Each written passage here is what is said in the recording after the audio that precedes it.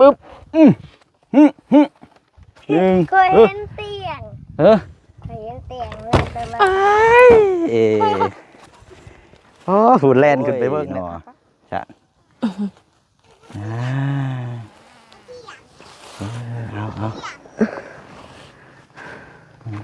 เอาได้เอามีมอนอยู่บ่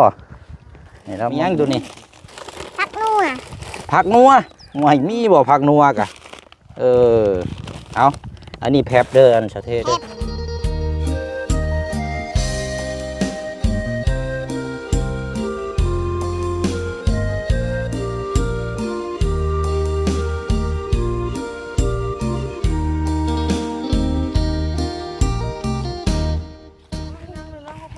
มาต่อกันเนาะเป็นเวลาประมาณบ่ายโมงพี่น้อยเนาะอยู่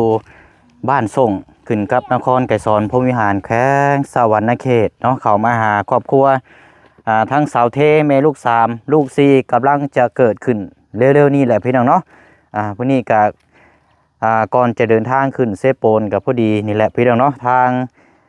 พี่ใจดีเนาะที่ได้เป็นเจ้าภาพสร้างกุฏิวิหารอยู่วัดมหาโชคเนาะวันนี้ทางเพิ่นก็ได้รับได้ชมเคสของทาง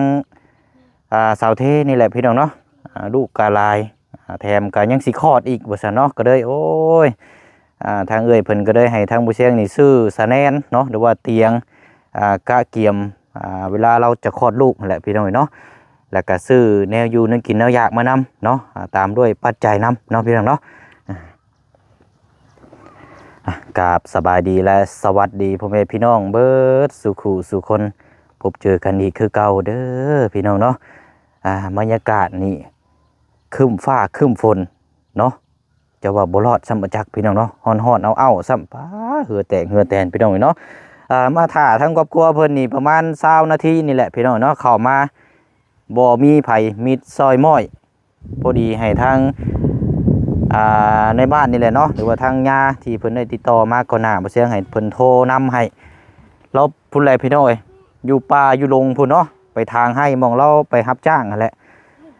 แต่ว่ามาแล้วในตอนนี้พี่น้อยเนาะหาก็มากินนี่พากันลูกเต้าก็เงารับเงานอนเนาะหน้าตามุมเมาป้าลึกดีเลาะนี่เนาะเอาจังใดก็ยิ้มแย้มแจ่มใสอยู่หรอกมื้อนี้เนาะพอดีทางผู้เชี่ยวก็มีแนวมามอบให้เนาะพี่น้องเนาะเดี๋ยวไปตามไปพูดไปคุยน้ำกันแล้วก็ทางแผงโซลาร์เซลล์เฮามอบล่าสุดนี่เป็นจังไดใช้งานได้ดีบ่เนาะพี่น้องเนาะขอบมกขอบใจขอบบุญขอบคุณสาธุโมทนาบุญกับทางหลายๆเด้อเนาะพร้อมครอบครัวเนาะขอให้ทางและภายในครอบครัวจงมีแต่สุขภาพร่างกายแข็งแรงเฮ็ดธุรกิจการงานหรือว่าการค้าการขายในตอนนี้และเวลานี้ก็ขอให้ราบรื่นโชคมานำด้วยเด้อสาธุเนาะกกลูนี่ก็คันว่าไว้หึงนี่ป้าใหญ่คักปานยังได้นี่เนาะเอาใช้เตียงแสแนนเจ้าน่ะยังบ่แล้วอยู่บ่ลูกยังบ่แล้วคือมีแต่ขาตั้งของมอกอยู่นี่อะไรเฮ็ดบ่อื่นบุ้ย 2-3 มื้อมาก็ยังคือเก่าอยู่มันสิไล่นำบ่นี่น้องสิเกิดนะฮะเฮ็ดได้อันนี้เอ้ยเอานั่งจะบีบ้างนายนั่งจะบีลูกโอเคเอานั่งนี่นั่งพระเพียบลูกละเอาสบายดีทางปลาลุงพี่น้องเบิดสุกุสุคนยักจะไปเห็นยักจะไปทางให้มาบ่คือมุมเมาแท้น่ะไปชะให้ไปซะให้เลยหรือว่าอันแบบไปย่อพื้นออกหันบ่ย่อพื้นออกอันนี้เพิ่นจ้าง300,000แหละหากระไปมื้อเช้านี่พอได้เงินติดโตบ่ทันอยู่พื้นอยู่ไผเขาถามจำทางดูอันนี้เจ้านี่สินะใส่เสื้อจ้ะผู้นี้ก็นอนเนาะสักแน่นี่เนาะนี่เนาะผู้พี่น้อยมุมเมาขนาดเลยทางนี้มุมยังบ่พ่อแขวกับแม่งอีกบ่อันพ่อเด้พ่อนี่คือทาอย่าบ่แล้วเพิ่นรับจ้างเฉพาะมื้อนี้บ่ซะเด้เฉพาะมื้อนี้มีน้ำ4อุ้มเด้น้ำเขาเจ้าเฮ็ดบ่ได้แล้วเขาหาให้ไปเฮ็ดให้เท่าไรน่ะ300,000กีบเนาะหลายเติบอยู่บ่หลายมีแต่น้ำใส่ข้องมีแต่น้ำมันเหยียบอยู่แห้งได้อันนี้เนาะ เอาไม้กาดขึ้นแล้วก็ปีนขึ้นไปซิดลง น้ำเต็มท้องน้ำแดมๆใหญ่ น้ำแหล บ่ มใหญ่ๆเล่นปากบาดพุ่นนี่ ไหวบ่นี่เนาะ มือด อืม พอได้เงินติดโต แม่นี่เนาะ เนาะ อืม ทางประจำยังบ่แล้วง่ายค่ะบ่เรือนป้ายเพิ่นทุกคนก็ อันตัวนี้เนี่ยคือรับจ็อบตัวนี้เนาะ น่าจะน้อย ตัวนี้รับจ็อบเลยเฮ็ดแบบพอแบบฉุกเฉิน น้อย แต่ว่ามองใหญ่ๆตัวนั้นน่ะก็ยังบ่ทันได้แล้วเนาะ ย่างน้อย อืมอืมกินข้าวแล้วบ่ลูก ำกินข้าวต้มเที่ยงอุ่น ได้ยังกิน กินไข่ไก่ กินไข่ไก่ไผเอามาให้ เจ้าเมื่อคืน เดี๋ยว อืม จำน้ำว่าวจำชื่อน้ำว่าวเลยบ่ บ่ได้ แน่แม่จะบ่ได้บอกชื่อบ่จ้ะ บ่ โอ้ยแม่นี่เนาะมาหาตัวใดเทื่ออะไรจำชื่อบ่ได้เสื้อกับผู้เซ็กซี่แท้นี่ติดกระดุมแน่ฮะมันเห็นจะลืออะเอาติดไว้นี่ติดไว้จังหน่อยจังอาบน้ำได้อนี่เด้อวันนี้ยังสิไปอีกอยู่บ่สะเท ไปตอนแรกก็ไป โอ้เพราะว่าเฮาโทรหาเจ้าระบบติดเป็นนี่ได้นะคือบ่ติดโทรศัพท์ แบบ เสีย โทร บ่ ศัพท์เฮามันอย่าข้าง โทรศัพท์มันเก่ามันอย่าข้างว่าได้บ่โทร เนาะดีแต่ว่าได้คนในบ้านนี่มันไปนำมาให้ เนาะ ฉะนั้นพอแห้งพี่น้องเสียเที่ยวอีกได้นี่ ว่าอ้อมไว้คักดอนี่ก็เนาะอ้อมคุม อย่าคนรักงาน ดีแล้ว บางไว้ อันข้าวเปลือกบ่อันเจ้าตากนั่ เอา นน่ะ เปลือกไอ้หญ้าเอามาให้ว่า มื้อนั้นย่ามาเด้เนาะ โดย เออ ข้าวหน้าแซงเป็นข้าวเปียกแล้วตากไว้ เออโอ้จะดินตะปูได้อลูกอย่ายุ่นได้อถึกรถนะบ่าวนะฮะเก็บไว้ดีๆเด้อ บอกเป็นอยู่ดาวบ่าวข่อยจ้ะ แบบใด บ่าว เว้าดีๆแล้วบ่สิไปเว้าเสียงแข็งโดย โดย โดยงามๆกินข้าวต้มไข่ โดย ตอนเที่ยงได้สิกินยังสาบานนี่ เอาไว้ตอนเที่ยงดอนหายแม่ หืม ตอนหายแม่ เอาโอเคเด้ยปะดงปุรีบุเชียงมีแนวมามอบให้นี่แหละนี่อยู่ท้ายรถนี่ บริลูตะปูมันสิแท่งบาด เอาเก็บไว้ถูกเด้อ เก็บไว้ลูกเก็บไว้ เฮ็ดแนวได้เอ้ยบัดนี้สิโจมลงเลยได้นี่ เอามานอน ฮะ นอนก็นอน เอาคนน้อย อันนี้ก็ได้เฮาโจมผู้เดียวก็ได้แต่ว่ามาจับกล้องให้เอาอะ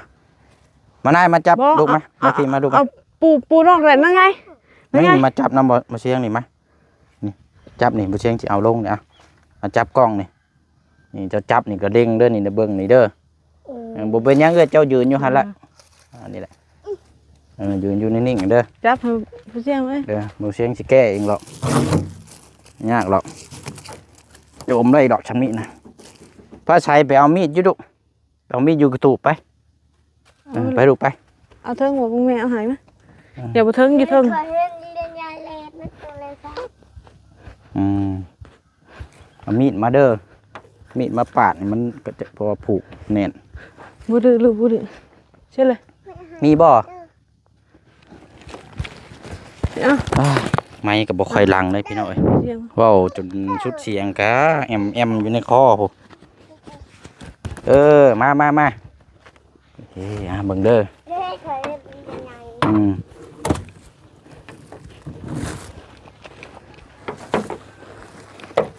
เจอแล้วค่ะสมัครใช้รถเอ็ด เบิ่งเด้อยับออกเด้อเจ้าเด้อ หน้าเรียนยาย พี่ยับมาพี่ลูกอย่าบังกล้องบ่เสียง อยู่บางกล้องผู้เชี่ยงลูกเฮ้ย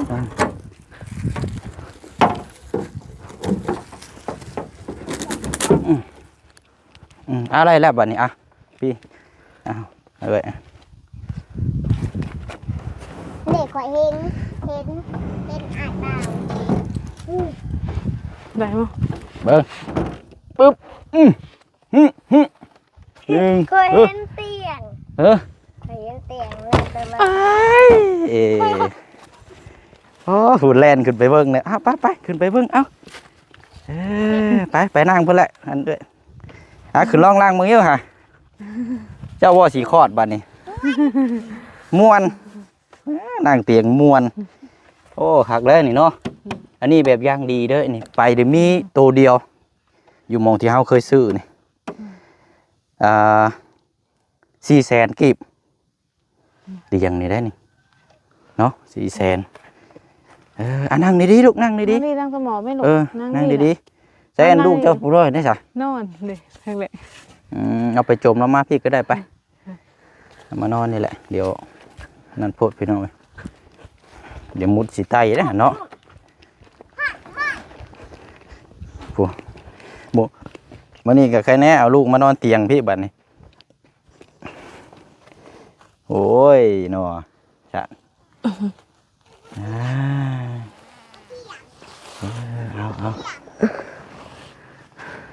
เ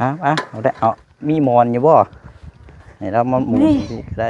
กินเทิงมันขึ้นเอาหยาดขึ้นอัพเลย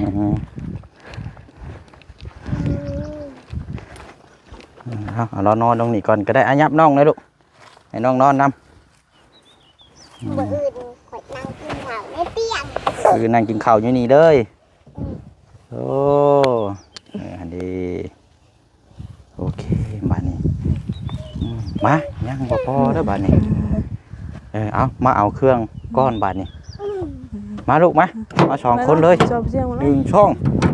ป้าผู้จัดเต็มคาราเบลเลยปูนปีนแล้วบ้านนี้เอาเฮ็ดเอาไปคอยเด้อหลุดเด้อเอามาเลยมาสิใครลูกเบาๆมันสิแตก เบาหรือเบาหับเอาไว้หับไว้เลี้ยงไว้นี่ก่อนเอาจับเอาไปลูกจับเอาไปวางไว้โต๊ะถึงได้บ่ดอบัดนี้ แม่โกบแม่โกบดอน อันหนึ่งมา แม่โกบดอนบอก 1 2 แม่โกบดอน เอ็ดโอ้ยโอเคไปมาพอแล้วมาลงมาบัดนี้เดี๋ยวสิตกรถ1 2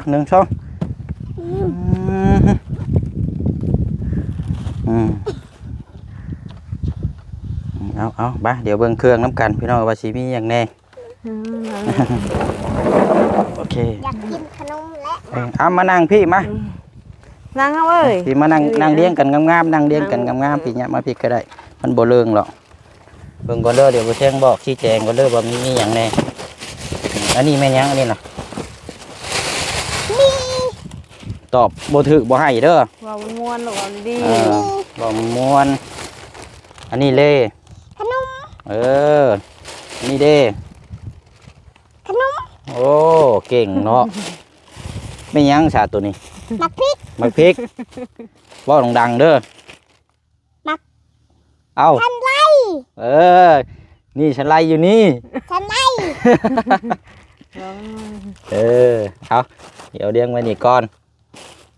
ตัวนี้บานนี่ แพง ไม่ยั้ง นี่ คือยั้ง ดีลูก นี่ ไม่ยั้งนะบานนี่นะ เลข ว้ายบ่ให้ได้ตอบบ่ถึงยั้งลูก แพงทูแคว เออ ทูแคว นี่ชองอันนี่เด้อ แพงทูแคว เอานี่ตัวนี้เด้ เกลือ เกลือนี่เอามา4 อันเด้อแปลงคือแขวนี่เต็มคาราเวลเลยไม่ยั้งตัวนี้ ผักนัว ผักนัวไม่มีบ่ผักนัวกะเอาอันนี้แพบเด้ออันสะเทศเด้อเลี้ยงไว้นี่แหละนี่เด้ นุ่มตัวนี้เด้โอ้ได้หลายแท้นี่เนาะ2-3อย่างพวก โอ้เหือชัดออกไปกะ ไม่ยั้งตัวนี้นะ เบาเป็นเบาเป็นหน้าตา อันนี้เด้ บะแดก คันภาษาไทยเป็นเอิ้นหยัง บะแดก บาร่าดอก บะลา สไลด์มี2 ขวดเด้อ ฉันไล่ยังหลาย พริกก็มี2 ถุงนี่ให้อันนี้ยาซะหัวชาเลือหัวมินเด้อลมเบิ่งอยู่ห่ะลองลมเบิ่งผมอยู่มินบ่บ่เจ้าและลมเบิ่ง บ่ ลมเบิ่งอยู่ห่ะ มิน ฮะ มิน มินบ่ โดย โดย เฮ้ยแม่นบ่เนาะนี่ จอกกาแฟขนมเกลือ โอ้ยเนาะเอาเบิ่งน้ำกันพี่น้อง นี่เด้อ นี่เด้อเจ้าไปอาบน้ำเด้อนี่เด้อแล้วเจ้าซาหัวเด้อ บอกเพิ่นให้เด้อเด้อบอกลูกเต้าให้เด้อใช้มันสิได้สะอาดสะอ้านเด้อแล้วก็อันนี้ครีมอาบน้ำนี่เด้อคนน้อยนี่เด้อสุนี่ใช่นี่ว้าดำไปเลยนี่เนาะโทษ ไปทางไหนมันก็ได้เหรอวะ ข่อยก็ฮู้อยู่ดอกว่าเจ้าไปทางให้อะอันนี้แม่ยังนี่ฮะ น้ำตาล อันนี้เด้เจ้ากินตลอดเนาะ โดย เอ กิน อ ตลอด กินตลอดเอานี่แหละก่อนไว้นี่ก่อนเกลือก็มีอยู่2 ถุงนี่ เกลือบ าทนี่แม่ยังอันนี้ กระป๋องปลา แม่นบ่ แมน บ่แม่นปลาเข้าคุก ปลาข้าวคุก พอเลยหัวแล้วเอาแล้วเก็บมาเลยถุงยางเด้อหลาย ปลาบาดนี้เนาะคือหลายอย่างแท้บาดนี้เนาะฮะ หอมบ่ ห่อนแล้วเนาะเจ้าก็ช่างถามเนาะห่อนแล้วเฮ้ยบ่ กินเบิดกินบ่แดก เอาเดี๋ยวจังเป็นจังไรอันไฟโซลาร์เซลล์หุงคักจะบ่ หุงคัก ฉันน่ะแม่เนาะคักแล้วบาดนี้อันจังน้อยเจ้าก็สิออกไปพุ่นจะบ่ซะเท ข้าวเห็ดตูบบุคา ตอนแรกบ่ ตอนหาย พอดีได้นั่นพาลูกเต้าอาบน้ำแล้วกันหาเพิ่นกินข้าวกินน้ำเนาะ เพราะว่ายังเพิ่นกินกับเพียงนี่ ยังบ่ทันกินข้าวเที่ยงอยู่เนาะ ยันแดดประมาณบ่ายสองกลัวๆจังไปแดด นี่เอาไว้กินตรงเที่ยง เอาเจ้าหันใจกล้องเอาพุ่นในเสาเทหน้าไปพุ่นแหละ เช้าเท เสาเทนและแม่เจ้าน่ะให้เอิ้นนี่ได้เสะเอื้อยบ่เราบ่เป็นน้องระบ่าว บ่ เท่าไรก็เจ้าอายุเจ้า 30 เฮาบ่31แล้วอะเอาอันนี้เอาไว้นี่ สาย เอาเนาะมื้อนั้นทางย่าเพิ่นมาเยี่ยมมื้อน่ะเนาะ ด้วย เพิ่นอยู่หึงโตอยู่บ่ ก็บ่โดนปานใดเพิ่นเอาผ้าห่มกับหมอนมาให้กับเสื้อ อ๋อ กับหมอหนึ่งกับเคียงแม่เพิ่นเอา นี่ มา นั่งดีๆลูก นี่น่ะ เป็นพวกของผ้าห่มผ้าแพรเนาะเอาเนาะอันนี้ก็ถือว่ามาเพิ่มเติมอีกมื้อนี้ก็เนาะอาหารการกินทั้งลูกๆนี่แหละพอให้เพิ่นตุ้ยพี่แน่จักหน่อยเนาะเบิ่งในนี่สิล่มเลยนี่ เอ้ยมารอบหน้าให้ขาวงามเด้อ ด้วยนะ มัดผมงามๆเด้อปิ้งเด้อ อัดผมปิดเกาะ ไอ้ดอกวันนี้สารอาหารกะสีอันนี้อยู่ดอกเนาะลูก ด้วย เป็นนี่ได้สักคนน้อยในท้องตีงอยู่บ่ ปิ้ง ก็ที่ยังอยู่เทื่อกับมันหังจุฬาอยากปั่นคันว่ายังพันใดเดือนนี้ก็แม่น10 เดือนเดี๋ยวมันเกิดกลายเดือนใดเลย ว่าหรอก เดือนก็สิเบิดเลย สรุปแล้วนี่ แน่ให้เดือนคือเดือนสิเบิดแล้วสิเนาะ สรุปเบิ่งนี่ไล่นี่ถึกเดือนอยู่บ่นี่ ถึกให้อยู่เดือนเก่าเด้ อยู่เดือนเก้าบ่ แม่นถึกเฮาอยากแต่มันเลยเท่านั้น กับ แหละ เพแล้วก็ เพราะว่ามันแข็งนี่ มันแข็งปั้นเนาะ มันปั่นมันแข็ง ซะเนาะใครอยู่ดอกเขาว่าเฮามีอุปกรณ์ครบแล้วนี่ใครอยู่ดอกเนาะมีน้ำมีในเตรียมไว้ให้ดีๆเด้อบ่ให้ขาด นี่แหละนะ อันนั่งหยุดก่อนลูก นั่งนี่ เดี๋ยว เลย มาว่าคุยงานก่อนมีน้ำมีในตะกะเกียมไว้แล้วเถื่อเก็บขอดมาแหละมันจึงสิได้บ่ต้องชุกอันนี้เนาะ ดอกไม้ ยังบ่มีแต่คันซ้ำอาบน้ำให้เล็กหน่อย เวลาหาขอดลูกมาก็ซ้ำไปหน่อยได้บ่เสี่ยง ก็ซ้ำอาบน้ำเล็กน้อย เวลาส่งกับน้ำหอนเด้ โดยไม่พอจาวกับใส่กับน้ำฮอดเนาะ คันซ้ำใหญ่อยู่ไฟสิอาบน้ำก็บ่มีกับหมอใหญ่ซ้ำเฮาต้มน้ำอาบเด้เฮาต้องต้มน้ำอาบหลาย แม่น ต้มใส่กระทะ หม้อใหญ่เด้เนาะ ๆโดยขนาดนี้แหละ หม้อประมาณนี้ได้ต้มน้ำอาบเนาะ โดย แล้วก็หม้อคนน้อยน้ำเนาะแล้วก็หม้อต้มน้ำกินน้ ปลา ำ น้ำแล้วก็ต้มน้ำห่อนอาบ ๆ ต้มใส่เคียงน้อย จักสิแม่นผู้หญิงหรือผู้ชายยังบ่ฮู้เพศเลยอันนี้เนาะ ออกมาจักสิยังได้ยังบ่ฮู้เลย เจ้าว่าเบิ่งนะอันนี้ผู้นี้กกนี่เนาะ โดย ผู้นี้กกผู้ชายผู้หญิงโอ้ยยันลูกชายอีกอยู่นี่ เนาะ อันนี้ขอชื่อน้ำใส น้ำใสแม่นอันนี้เบิ่งคือติ่งตองแท้บ่คือติ่งตองแท้ท่าแก้มแดงเข้าไปนี่บ้า ค่อย มืออื่นนี่ สิบ่แม่นมืออ่อนคะแนงบ่นี่ มืออื่นนี่คอยหายดอนลงติ๊กตอกคอย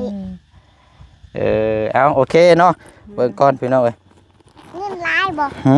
เงินร้ายบ่ มีแล้วเงินนี่เด้จุดเนี้ยเงินน่ะ เฮ็ดเพียงให้แน่ ยันแต่เป็นลมป้าหั่นแหละเล่นยอดอันนี้แหละชั่วโมงนี้อีกอ่ะจะว่ามันยัง เอาเนาะอันนี้เดี๋ยวจังว่ากันพี่น้องเอ้ย เฮ็ดเงินอะไร เป็นหยังเจ้าอยากได้หยัง เพื่อนให้แน่ อยากได้เฮือน เออ โอ้ยอยากได้ไร่เฮือนเนาะ อะไรเอาเงินนั่นเอาไว้เฮ็ดเพื่อนในเด้อ 1 2 3 4 5 6 7 8 9 10เอาสะเทเด้อเดี๋ยวนมมือเอาน้ำเฮาเด้อ เอาโอเคเนาะบัดนี้อันนี้พี่น้องเอ้ยเนาะทางสะแนน แฮมแบด สะแนนนี่400,000กีบแล้วก็แนวอยู่แนวกินที่ว่าอยู่ในเห็นหน้ากล้องตัวนี้ก็ทางเอ้ยเพิ่นสนับสนุนหันค่าทางแม่น้องเปลวเนาะก็เบิดไป700,000ปลายนั่นนี่แหละพี่น้องเนาะคือสิ่งที่เฮาเห็นเนาะแล้วก็จะมอบเงินอีกจำนวน1 ล้านกีบไว้ให้ทางเสาเทเพื่อกะเกียมตัวนี้แหละเนาะเพื่อคลอดลูกหวังว่าเงินก้อนนี้ก็จะใช้จ่ายนี่จะอันนี้หรอกเนาะเสาเทเนาะ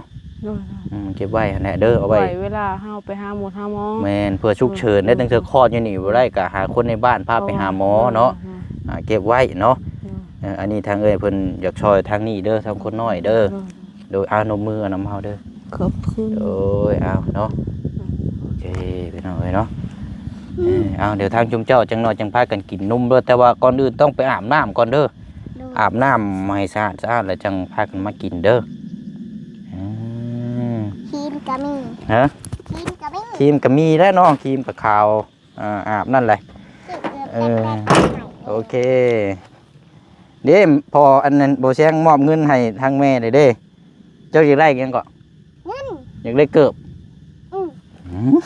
โดย นั่งดีๆลูกนั่งดี อยากได้เกิดแต๊ก ๆเนาะบาทนี้มีแต่ผู้งามๆเนาะสิได้เดินทางได้บาทนี่มีแต่ว่าอยากให้ทางเสาเท